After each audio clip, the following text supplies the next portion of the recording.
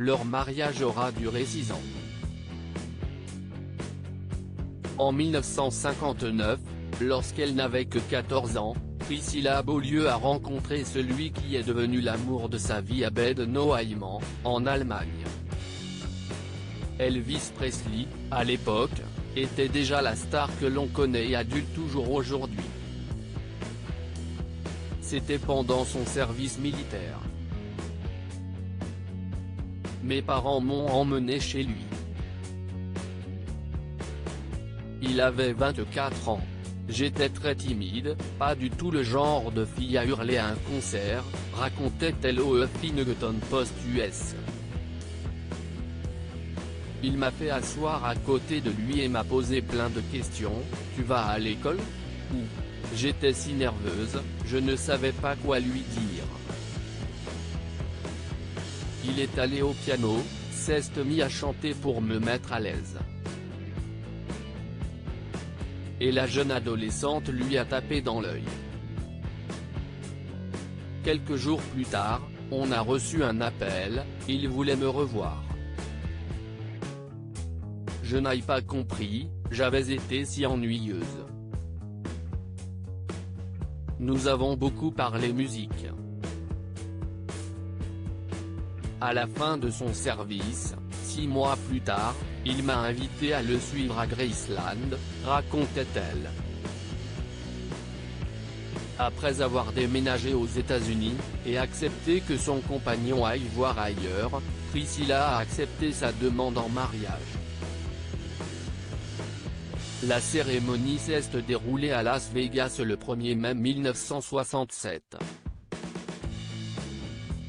Un souvenir joyeux pour la maman de Lisa Marie Presley mais pas que. Parce que ce jour-là, elle a également dû composer avec une foule de curieux prêts à tout pour tirer parti de l'union du King. En 2014, alors qu'une grande vente aux enchères était organisée avec des biens d'Elvis Presley, Priscilla Presley racontait de douloureux souvenirs au sujet de leur certificat de mariage. Selon elle, certaines personnes ont fabriqué de faux documents officiels. Lorsque vous êtes marié à Elvis, il y a toutes sortes de certificats qui apparaissent, confiait-elle. Beaucoup d'entre eux ont été dupliqués, quelqu'un du bureau du greffier l'a vendu et je suis sûr que si c'est comme ça que ça s'est réellement passé. Priscilla Presley, nous sommes restés amis jusqu'à sa mort. Pas toujours facile d'être l'épouse d'une légende vivante. D'ailleurs, leur mariage n'a duré que 6 ans. En 1972, les deux ont divorcé. J'étais haï pour l'avoir épousé, et haï pour vouloir le divorce, racontait-elle des années après. Avoir des gens qui vous critiquent sans connaître votre vie, sans savoir que vous faites tout pour être une bonne épouse, une bonne mère, un bon compagnon, c'était très dur. Mais pas question pour elle de garder des ressentiments pour Elvis Presley. Nous sommes restés amis jusqu'à sa mort.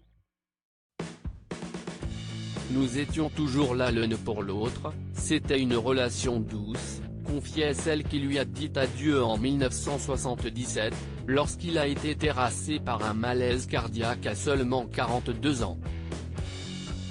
Le plus beau compliment que ma fille m'ait fait, c'était un jour à la télé: « Enfant, je ne me suis pas rendu compte que mes parents avaient divorcé. »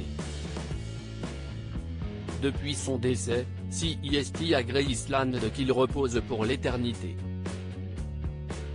Aux côtés de Benjamin Quillot, son petit-fils qu'il n'a jamais eu le temps de connaître.